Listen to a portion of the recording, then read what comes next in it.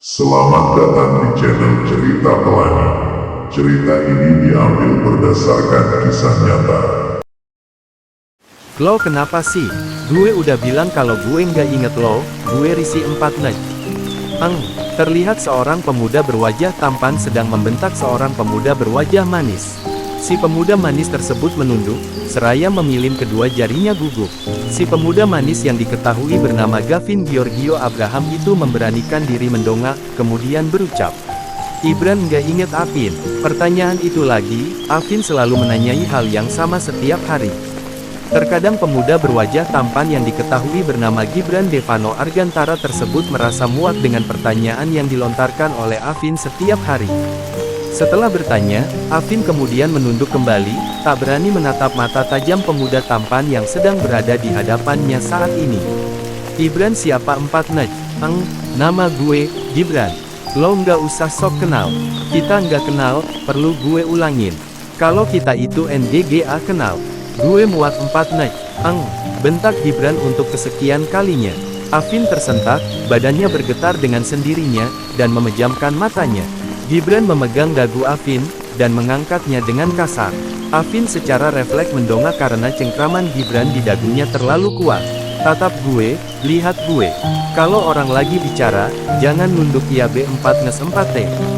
Gada muka gue di bawah sana." Gibran semakin memperkuat cengkramannya membuat Afin merintih kesakitan. Lepasin. Cicit Afin pelan. Sungguh cengkraman Gibran di dagunya tidak main-main. Afin memejamkan matanya guna untuk menahan rasa sakit di dagunya. Dan itu membuat Gibran murka karena merasa diabaikan. Klak, Gibran menamparkan wajah Afin dengan kuat, membuat tubuh kecil Afin tersungkur di lantai yang dingin.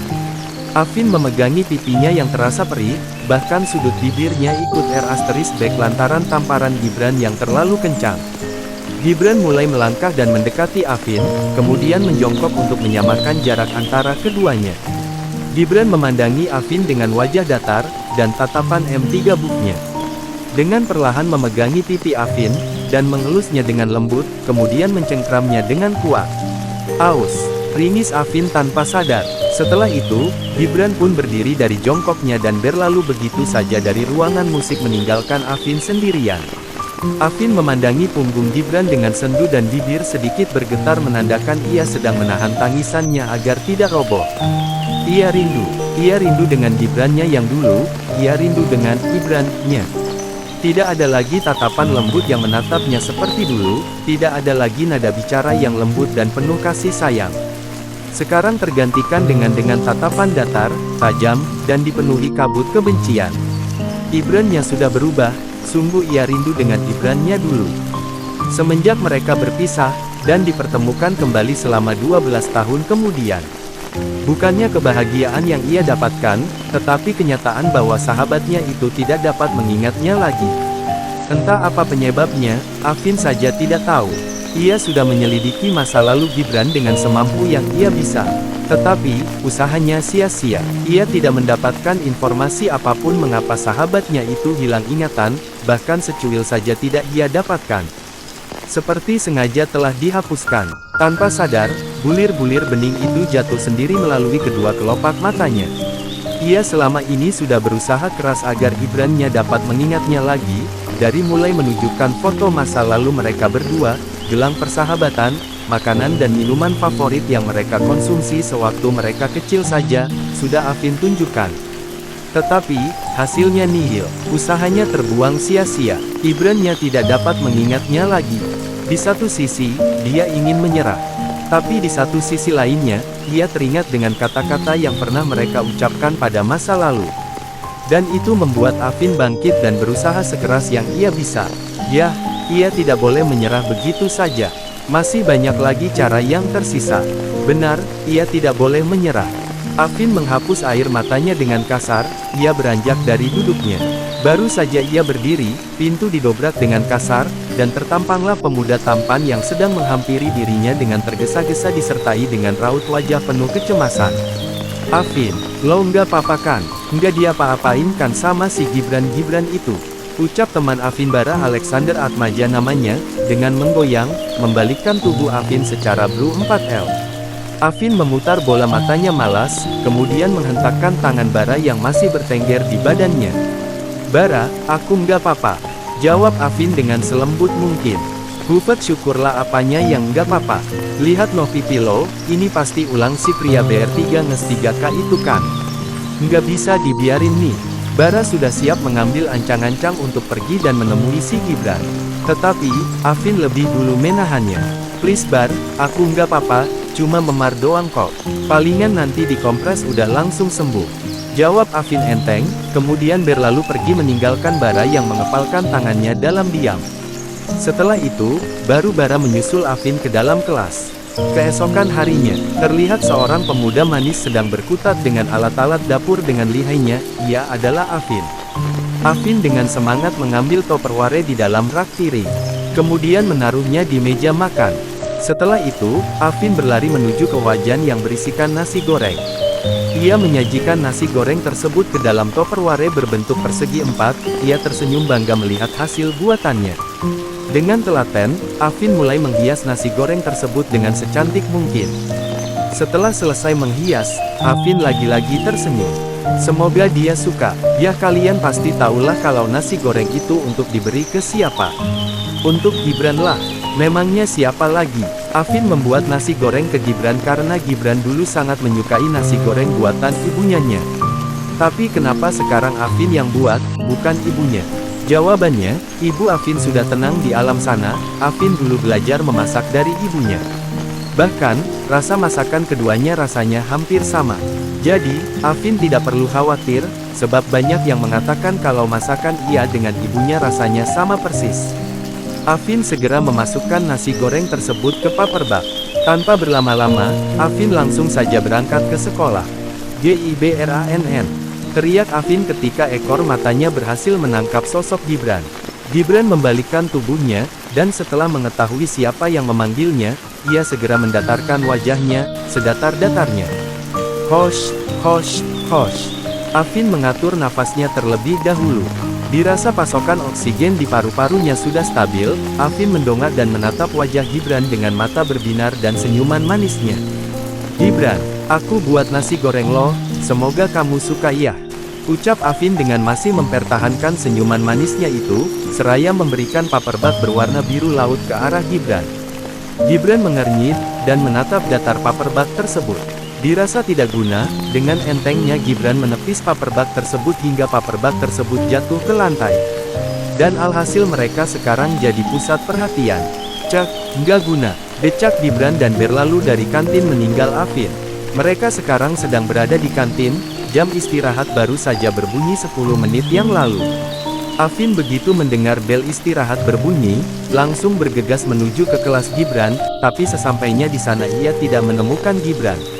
Dan ia baru menemukan pria tampan itu di kantin. Afin berjongkok dan memandang sendu nasi goreng yang sudah berserakan di lantai kantin. Ia dengan perlahan mengutipnya, dan terdengarlah bisik-bisik yang sangat mengganggunya.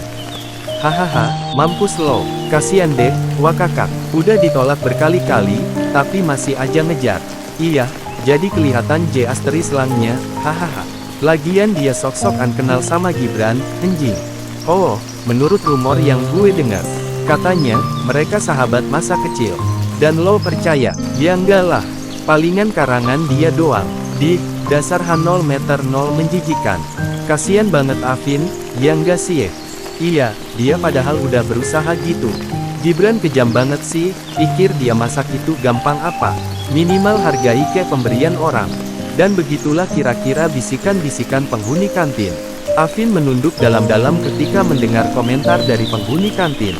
Bara yang baru saja masuk di pintu kantin, merasa marah karena mendengar bisikan-bisikan yang tidak ngena untuk temannya itu.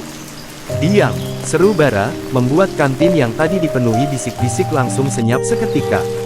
Bara menghampiri Afin dan membantunya berdiri. "Are you okay?" Afin mendongak ketika mendengar pertanyaan yang dilontarkan ke arahnya. Kemudian, tersenyum tipis. "Oke, aku nggak apa-apa." Afin menatap Gibran yang sedang berdiri tidak jauh darinya, yang sedang memperhatikannya dalam diam. "Gibran, aku nyerah." Deng, kantin benar-benar sunyi sekarang, bahkan semut lewat saja dapat didengar. Jantung Gibran berdetak lebih cepat dari biasanya. "Kenapa? Kenapa ia tidak suka saat mendengar penuturan yang dilontarkan Afin melalui bibir manisnya itu? Ada perasaan marah, kecewa, dan tidak rela, bercampur menjadi satu. Saat mendengar perkataan Afin barusan, Afin langsung saja berlari meninggalkan kantin dengan perasaan yang sulit diartikan. Diam-diam, bara menyeringai tipis. Dan setelah itu, ia langsung keluar dari area kantin untuk menyusul temannya itu. 6 hari kemudian, Gibran menggigit kukunya panik di dalam kelas. Mengapa? Ternyata benar, perkataan Afin di tempo hari lalu tidak main-main. Terbukti sekarang, Afin tidak pernah mengganggunya lagi.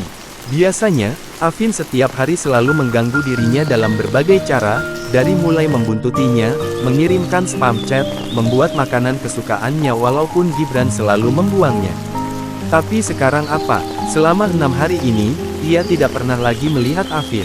Bahkan, spam yang biasanya dikirimkan ke dirinya, selama 6 hari ini, kosong. Tidak ada satu kata pesan yang ia dapatkan dari Afin.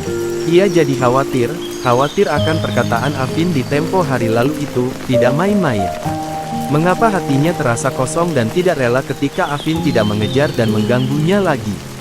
Ia tidak suka dengan perasaan ini, sungguh ia tidak suka. Saat sedang menatap ponselnya itu, tiba-tiba seorang siswi memanggilnya. Gibran. Gibran membalikkan tubuhnya, dan matanya tertuju kepada seorang siswi yang sedang berdiri di ambang pintu. Gibran langsung saja menghampiri siswi tersebut, dan menaikkan salah satu alisnya, seolah mengatakan, "Apa?" Siswi tersebut yang mengerti mimik dari wajah Gibran, langsung saja ia mengambil berupa kotak kado di dalam tasnya. Kemudian, memberikannya kepada Gibran. "Nih, buat gue." "Dari siapa?" tanya Gibran yang sudah mengambil kotak kado tersebut. "Iya, itu buat lo. Dan kalau dari siapa kado itu gue nggak tahu. Coba lo buka, mungkin lo bakal tahu dari siapa kado ini." Setelah mengatakan itu, siswi tersebut langsung saja berlalu dari hadapan Gibran, meninggalkan Gibran seorang diri dengan dilanda kebingungan. Gibran membawa kado tersebut ke dalam kelas, kemudian menaruhnya di salah satu meja yang berada di sana. Gibran menatap lama kado tersebut, kemudian ia berinisiatif membuka kado tersebut karena terlampau penasaran.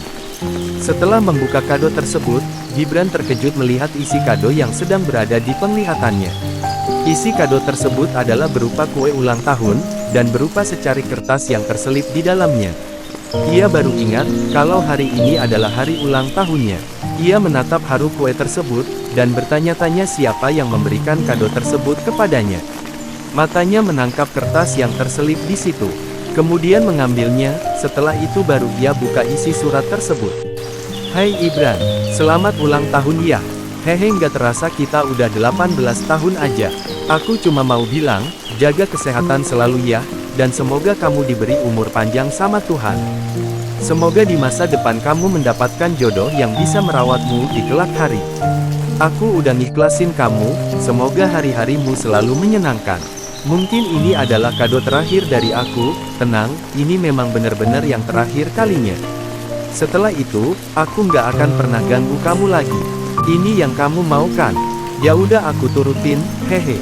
Aku seneng banget bisa mengenal kamu, walaupun sekarang kamu nggak ingat aku sih, tapi gak apa-apa. Mungkin suatu hari nanti, kamu bakal ingat lagi sama aku. Itu aja sih yang mau aku bilang. Sekali lagi, selamat ulang tahun Ibran. I love you." Dari Gavin. Gibran tersenyum senang karena yang mengirim kado tersebut adalah Afin. Tapi senyuman itu luntur dikala ia membaca pesan kalimat terakhir. Ia tidak suka ini, apa-apaan. Ini tidak bisa dibiarin. Gibran segera keluar dari dalam kelas dan mencari Afin entah kemana. Sedangkan di sisi lain, seseorang mengambil ponselnya, dan menelpon seseorang entah siapa. "Lakukan sekarang." Setelah mengatakan perintah tersebut dan mematikan teleponnya secara sepihak, orang tersebut langsung saja menarik sudut bibirnya dan membentuk seringai tipis. Gibran akhirnya menemukan Afin, pemuda manis itu sedang duduk di taman depan sekolah, dan langsung saja ia memanggil Afin. "Afin," panggil Gibran. Afin membalikkan badannya, karena merasa ada yang memanggil namanya. Afin terkejut melihat Gibran yang sedang berada di seberang sana. Tanpa sadar Afin tersenyum. Gibran langsung saja menyeberang jalan tanpa melihat kiri kanan. Afin membola ketika melihat mobil sport putih sedang melaju ke arah Gibran dengan kecepatan di atas rata-rata. "Gibran, awas!" teriak Afin.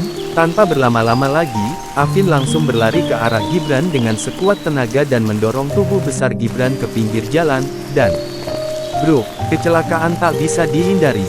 Tubuh Afin terpental selama 5 meter, dar asteris H dengan deras bercucuran keluar dari kepala Afin. Murid-murid yang sedang berlalu lalang di sana, menatap terkejut kejadian tersebut. Mereka berlari ke arah Afin dengan raut wajah paniknya. Sedangkan di sisi Gibran, kepalanya terbentur batu di jalanan dengan lumayan keras, akibat dorongan spontan dari Afin. Dan juga ia terkejut kala mendapati serangan yang begitu mendadak. Ia memegangi kepalanya yang terasa sakit. Samar-samar, ingatan asing seperti kaset rusak mulai menyeruak memasuki memorinya. Dan lama-kelamaan, ingatan itu semakin jelas. Flashback on, Gibran, teriak seorang bocah kecil yang sedang berlari ke arah Gibran, dengan nafas ngos-ngosan. Sedangkan sang yang dipanggil, Gibran, tersebut membalikkan tubuhnya. Kemudian, terkejut melihat kedatangan sahabatnya sedang berlari menghampiri dirinya. Afin, kenapa kamu datang ke sini?" tanya Gibran dengan raut wajah kebingungannya. "Hiks, gua." Tanpa menjawab pertanyaan Gibran, Afin langsung saja menerjang sahabatnya itu dengan erat, seakan-akan kalau dilepaskan, sahabat satu-satunya ini bakal pergi jauh dari jangkauan dirinya. "Yah, sebenarnya, enggak, kita lihat saja bagaimana alurnya." Gibran tersentak, dan sedetik kemudian ia terkejut karena bahunya terasa basah. Apakah sahabat manisnya ini sedang menangis? Gibran menangkup wajah sahabatnya itu dan sedikit mengangkatnya untuk menatap dirinya.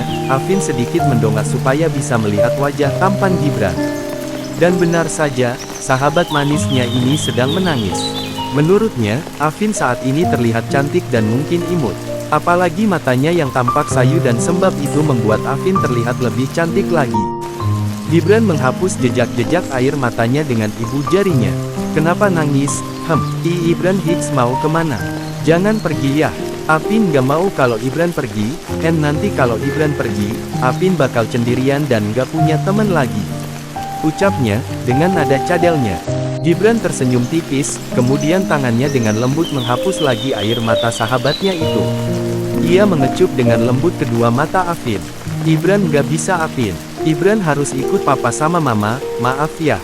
Pasti bakal ada kok yang mau temenan sama Afin." Mendengar jawaban dari Gibran, Afin bukannya berhenti menangis, tapi malah semakin kejer. "Hiks nggak mau. Afin Hiks maunya sama Ibran. Nggak mau sama yang lain." Afin menggeleng ribut, ia tidak mau berpisah. Gibran membawa tubuh mungil Ivan ke dalam pelukannya, dan mengelus-ngelus bahu Ivan dengan lembut. "Ibran gak lama kok, nanti kalau Ibran udah besar, Ibran bakal nemuin Afin lagi." Bisik Gibran di telinga Ivan, mencoba memberi pengertian. "Janji." Afin mendongak. "Iya, Ibran janji." Dan kedua bocah itu menautkan jari kelingkingnya. Hening beberapa detik, dengan posisi masih berpelukan. "Ibran, Afin punya permintaan, dan Afin harap Ibran gak boleh nolak." Celutuknya tiba-tiba. "Afin mau minta apa?" Tanyanya seraya mengelus surai hitam legam milik Afin. Itu. Nanti kalau Ibran udah besar, kita harus nikah ya," ucap Ivan dengan gugup seraya memilih jarinya. Sementara Gibran, ia membola kedua matanya sempurna, sedetik kemudian ia terkekeh ringan. "Iya, Ibran janji, nanti kalau kita udah besar, Ibran bakal nikahin Afin." Jawabnya tanpa keraguan sedikit pun. Afin mendongak, dapat Gibran lihat, kedua mata bocah manis itu tampak berbinar. "Wah, Ibran yang benar. Janji ya?" "Iya benar. Janji." Dan kedua bocah itu melakukan ala promise untuk yang kedua kalinya. Flashback off. Gibran sudah ingat semuanya. Ia dengan sekuat tenaga mencoba untuk mencari sahabatnya itu. Jantung Gibran seakan berhenti berdetak, ia tidak salah melihatkan. Sahabatnya itu sedang terbaring di jalan aspal dengan rah yang bercucuran keluar melalui kepalanya. Ia dengan tergesa-gesa menghampiri sahabatnya itu yang sudah berlinang dengan rah. Gibran mendorong semua murid yang sedang menggerumuni Afin. Ia merengkuh kepala Afin dan meletakkannya di atas pangkuannya. Ia tidak peduli dengan rah yang sudah mengotori bajunya itu. "Gibran," panggil Afin dengan suara yang melemah. Gibran ada di sini. Kenapa? Afin dengan perlahan mengangkat tangannya dan menyentuh wajah tampan Gibran. Gibran udah diinget sama Apin? Tanya Afin dengan nada tidak percayanya. Iya, Gibran udah inget semuanya. Syukurlah. Usaha Apin selama ini tidak sia-sia. Afin tersenyum lembut ke arah Gibran. Iya, Apin udah berusaha selama ini. Jadi sekarang Gibran minta, Apin bertahan ya. Sebentar aja, Afin menggeleng. Apin udah nggak kuat lagi. Apin kakayaknya mau tidur aja, soalnya Apin udah capek. Jawab Afin dengan suara yang semakin melemah. Dix. Gibran menangis, ia tidak kuat saat mendengar penuturan sahabatnya itu. Apin jangan ngomong gitu, nanti kalau Apin tidur, gimana Gibran mau nikahin Apin? Apin masih inget nggak janji kita dulu? Kan itu Apin sendiri yang minta. Jadi, Apin jangan tidur dulu ya. Apin pokoknya bertahan dulu sebentar aja. Afin menggeleng lagi. Apin masih ingat, tetapi Apin udah nggak kuat lagi. Apin kakayaknya untuk saat ini pengen tidur. Kepala Apin sakit semua. Adunya kepada Gibran dengan suara yang melirih. Gibran semakin terisak saat mendengar aduan Afin. Gibrannya Apin, Gibran baik-baik ya. Jangan nangis, masa Gibrannya Afin yang ganteng ini nangis sih? Nanti jelek loh, ucap Afin seraya menghapus air mata Gibran dengan ibu jarinya. Gibran I love you, ucap Afin, kemudian tangan yang bertengger di pipi Gibran, dengan perlahan jatuh seketika. Gibran menggoyangkan badan Afin dengan perlahan. Hei Afin, bangun, nggak lucu loh mainnya. Hei, ucap Gibran, dan Afin tetap berada di posisi, yaitu mata terpejam. Afin, bangun. Gibran terus saja menepuk pipi Afin dengan perlahan, tapi tidak ada balasan dari sang empu. Afin, bangun Naj. Jangan kayak gini. Bentak Gibran dan segera membawa tubuh kecil Afin ke dalam pelukannya. Wiyu. Terdengarlah sirine dari mobil ambulans. Mobil ambulans tersebut berdiri di hadapan Gibran dan Afin dan keluarlah beberapa perawat dengan membawa berangkar. Mas permisi, tetapi pasien harus segera dibawa ke rumah sakit, jika tidak nyawa pasien bisa terancam. Ucap salah satu perawat. Gibran mendongak ke arah perawat tersebut. Dirasa mengerti, Gibran segera mengangkat tubuh Afin ke dalam berangkar tersebut. Dan tanpa berlama-lama perawat tersebut langsung saja memasukkan Afin di dalam mobil ambulans dan disusul oleh Gibran. Tetapi, sebelum ia masuk ke dalam mobil ambulans tersebut, Gibran menangkap sosok seorang pemuda yang sedang berdiri di salah satu pohon yang tidak jauh darinya berada. Bara, Naj. Kok jadi gini?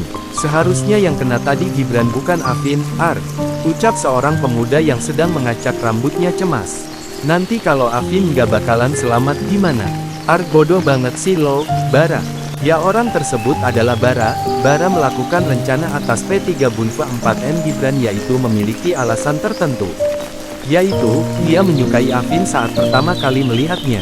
Bisa dikatakan adalah jatuh cinta dalam pandangan pertama. Dan merasa kalau Gibran adalah penghalang antara kedekatan mereka. Ia selalu mendekati Afin, tetapi Afin selalu mengacukannya dan selalu lebih mementingkan Gibran. Itulah alasannya mengapa ia mencoba untuk melakukan acara P4N tersebut. Kalau bakal terjadi sesuatu sama Afin, gue nggak bakal maafin diri gue sendiri. Ucapnya seraya mengacak rambutnya frustasi. Gibran terus menggenggam tangan dingin Afin dan sekali-kali menciumnya. Ia tiba-tiba teringat akan perjuangan Afin yang selama ini ia sia-siakan. Gibran, aku buat gelang buat kamu, semoga kamu pakai ya. Nggak guna. Gibran, aku punya sesuatu buat kamu. Taraf, aku buatin makanan kesukaan kamu yaitu papeda. Gibran menatap datar papeda tersebut, kemudian mengambilnya. Afin diam-diam tersenyum senang karena pemberiannya diambil kali ini. Tetapi, senyuman itu segera luntur. Ketika, Jeff, nih makanan buat lo. Gibran please, tolong ingat Apin. Gue nggak kenal lo Gibran masih ingat nggak janji kita dulu, kalau kita udah besar, Gibran bakal nikahin Apin. Hah? Gue nggak salah dengar, gue nikahin lo, jangan harap. Tanpa diduga-duga, Gibran kembali terisak. Sebegitukah kejamnya ia dulu? Ia meremat dadanya yang terasa sesak. Ia memukuli dadanya berkali-kali, dadanya begitu sakit bak tertusuk 1000 jarum. Ia benci dengan rasa sakit ini. Pak, jantung pasien mulai melemah. Cepetan Pak, jika tidak nyawa pasien bisa terancam. Gibran yang mendengar celetukan dari salah satu perawat tersebut, tiba-tiba ia menjadi panik. Cepetan 4 NG, lo NGGA dengar tadi pacar gue JANTUNYA udah mulai melemah. Bentar Gibran, membuat sopir tersebut menancapkan gasnya lebih cepat. Sesampainya di rumah sakit, Gibran terus berlari dan terus menyamakan jarak antara keduanya, ia terus menggenggam tangan Afin terus-menerus. Mas, Anda tidak boleh masuk. Harap Anda menunggu di luar, ujar salah satu perawat membuat Gibran mengerti. Perawat tersebut langsung saja menutup pintu ruangan IGD dan membiarkan Gibran seorang diri di luar sana. Di dalam ruangan UGD, Dok, jantung pasien semakin melemah.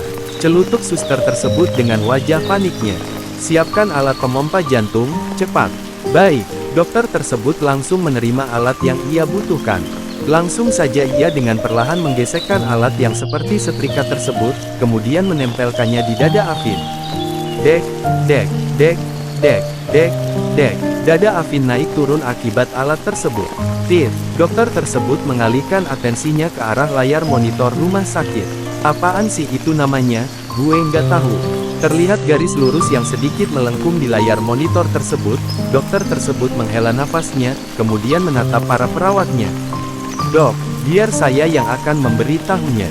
Sedangkan di sisi lain, Gibran sedang mondar-mandir di depan ruang UGD. Dan kegiatannya tersebut berhenti, karena pintu UGD tersebut tiba-tiba terbuka dan keluarlah pria berjas putih khas dokternya. Gibran langsung saja menghampiri dokter tersebut dengan tergesa-gesa. Gimana dok, pacar saya baik-baik saja kan? Dia selamatkan? Tanya Gibran secara beruntun. Dokter tersebut menghela nafasnya, kemudian memberitahukan informasi yang tidak Gibran harapkan. Maaf, kami sudah berusaha semaksimal mungkin. Tetapi, pasien tidak bisa diselamatkan. Tolong ikhlaskan dia, ini sudah takdir. Kalau begitu, saya permisi. Jeder, bagaikan bak tersambar petir di siang bolong. Gibran mendobrak pintu UGD dengan kasar, dan terlihatlah seorang pemuda manis sedang terbaring kamu di ranjang rumah sakit. Ia menghampiri pemuda manis tersebut, kemudian menggenggam tangannya yang sudah terasa dingin. Apinnya Ibran, bangun ya. Nanti kalau Apin bangun, Ibran janji bakal langsung nikahin Apin. Kalau Apin tidur kayak gini, gimana mau kita nikah coba? Kan Apin sendiri yang minta hari itu, jadi tolong bangun ya. Tetap tidak ada respon dari sang empu membuat Gibran gemas sendiri. Afin, bangun, jangan kayak gini, aku nggak suka, kiks. Bentak Gibran. Tiba-tiba ia teringat lagi dengan adegan masa lalu mereka berdua. Kiks, lutut Apin sakit. Tuh, mana yang sakit? Biar Ibran pukulin tuh sakit. Ibran, jangan ganggu Afin. Ih, hehe, nggak bisa. Soalnya gangguin kamu tuh seru banget. Aduh, manis banget. Sahabatnya siapa sih ini? Sahabatnya Ibran dong, hehe. Ibran, jangan marah sama Apin dong. Nggak marah tuh. Ibran, kalau kita udah besar nanti, pokoknya nanti Apin nggak mau pisah sama Ibran, mau sama Ibran terus. Ibran, nanti jangan pernah tinggalin Apin ya. Dan jangan pernah lupa sama Apin. Dadanya terasa sesak, ia M3 mevekavli dadanya yang sesak secara brutal, karena kebanyakan menangis, Gibran pun pingsan di samping Apin dengan nafas yang naik turun. 7 tahun kemudian, terlihat seorang pria yang sedang turun dari mobilnya dengan jas kerjanya. Pria tersebut terus membawa kakinya ke salah satu makam yang berada di tempat pria tersebut kini sedang berada. Dengan buket bunga gladiol yang setia berada di genggamannya. Ia adalah Gibran.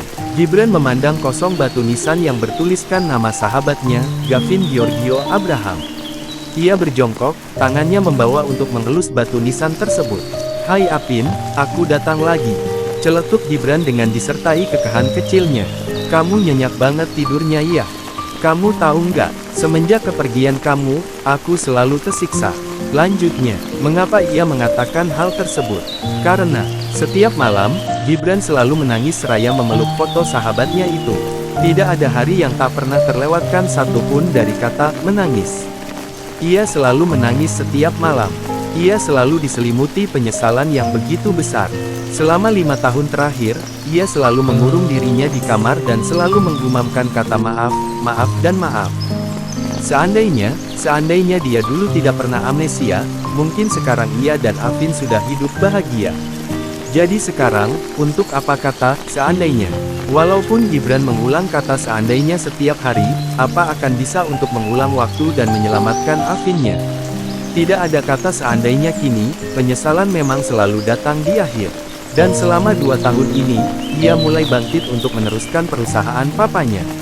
Dan dari situ harapan Gibran dengan perlahan-lahan untuk melupakan Afin dengan kegiatan kesibukannya. Tapi, semakin ia lupakan perasaan itu, bukannya berkurang. Tetapi, perasaan itu malah semakin menjadi-jadi. Jadi, mau berusaha pun ia melupakan Afin, usahanya terbuang sia-sia. Ia sekarang tidak memiliki pasangan hidup, emangnya siapa lagi yang mau dengannya dengan kondisinya seperti itu?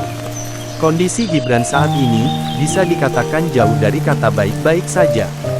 Gantung mata terlihat kontras sekali, badan yang kurus, kulit yang kasar, kumis beserta jenggot yang tidak pernah dicukur, serta pori-pori terlihat jelas di antara wajah tampannya itu. Atau mungkin sekarang Gibran jauh dari kata tampan. Satu kata yang bisa mendeskripsikan kondisi Gibran saat ini, yaitu mengenaskan. Hicks, kenapa kamu ninggalin aku? Aku minta maaf atas kesalahan yang selama ini aku perbuat ke kamu. Aku selalu diselimuti rasa bersalah, aku tersiksa dengan perasaan ini. Jika boleh aku memilih, antara MT dan hidup, maka jawabannya aku memilih MT. Aku mau nyusul kamu, tapi di satu sisi, aku teringat dengan Mama, kalau aku pergi, nanti siapa yang akan merawat Mama Hicks? Curhatnya, kamu kayaknya tenang banget di atas sana. Gibran mengusap air matanya dengan kasar. Kemudian tersenyum tipis. Kamu mulai sekarang tidur yang nyenyak ya. Aku akan mencoba untuk melupakan dan mengikhlaskan kamu. Aku tahu kalau kamu pasti lagi lihat aku di atas sana kan. Tidurlah yang nyenyak Afin, semoga kita bisa dipertemukan di kehidupan selanjutnya. Setelah mengatakan itu, Gibran menaruh sebuket bunga gladiol yang tadi ia bawa. Kemudian, ia menaruhnya di depan batu nisan Afin. Gibran berdiri dari jongkoknya, kemudian tersenyum manis, senyuman yang jarang sekali ia perlihatkan selama 7 tahun ini. Dirasa sudah selesai, Gibran melangkahkan kakinya menuju ke mobilnya, memasukinya, dan langsung saja ia menancapkan gasnya. Tanpa Gibran sadari, ada seseorang roh yang sedang memperhatikannya sedari tadi, roh tersebut menarik sudut bibirnya. Kemudian tersenyum manis. Terima kasih, Gibran. Dan langsung saja roh tersebut menghilang dengan diiringi seperti gumpalan asap.